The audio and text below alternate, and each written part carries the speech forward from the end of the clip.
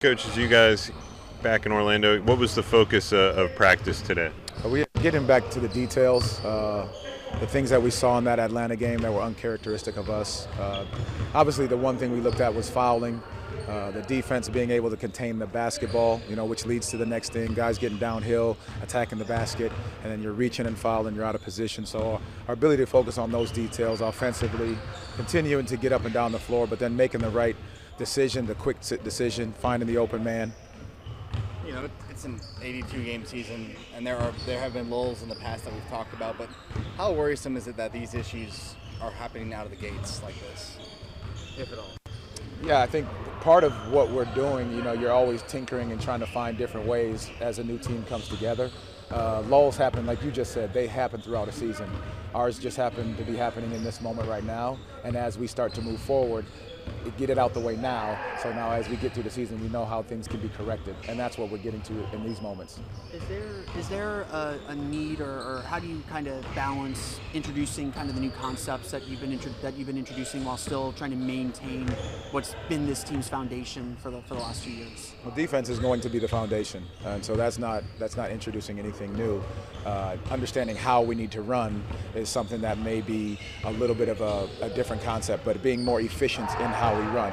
But it's all stemmed from how we get stops to get out and run. And in that Atlanta game, we weren't getting many stops, so we weren't able to get out and run. So it's back to that's the same foundation we're going to continue to hit home on. We get stops to get out and run, to be efficient in transition and convert on the other end. Let our defense fuel our offense. Defense in this league is hard, especially with the opposing players out there. What go into the finer details of being a good defensive player as part of a team? No, that's a very good question. I think, one, you have to take pride and sit down and guard your man. Understanding his tendencies, what he's able to do, how he does them, and being able to take those strengths away.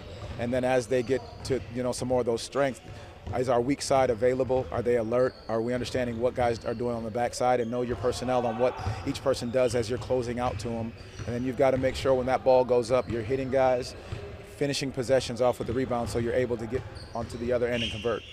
You mentioned defense being the foundation of your team. Obviously, you've been here for multiple years, and you've talked about that a lot, but has perhaps the newness of it all been too much for the guys? New players, new scheme? I mean, has that been something at all, or what do you think is the disconnect there? Can I ask you a question? And I mean this, and I'll answer your question, but I'm going to ask you a question in return to that. How many drafts of your stories do you do before you write them? A bit, yeah. About 4 or 5, maybe 6. Sure. So we're at game 8. These are drafts. And so they're not the perfect draft, and we're not asking these guys to be perfect. But what we're going to continue to ask them to be consistent and stick with our process. And so with that being said, it's not a time to just scrap the paper. It's time to say, okay, how do we revisit this like today in practice? You go over defensive drills, you go over closeouts, you go over recognizing who's who on the floor, what they need to do, how they need to see it. Those are the things that are the details of the game, and understanding how we have to do it, and then putting him in the position to do it. Kind of building on that then, it's obviously been a little bit of a slow start for Desmond. What are the conversations like in seeing what he feels on the floor, where he sees his opportunities and making sure that he gets his shots up and is involved in the offense? That's a big portion of it. Just continue to be him. Why he was brought here was because his ability to make shots, but it's also his leadership and how he's talking to guys and how he's bringing in discussions, how he's bringing the team together, the huddles that he brings in that you see throughout the game. Those are the big portion as well. Those are the conversations to continue to be himself, and then you implore him to say, keep stepping into those things with confidence, and then we've got to keep putting him in position to be successful out there. Thank you. Appreciate it. Thank you.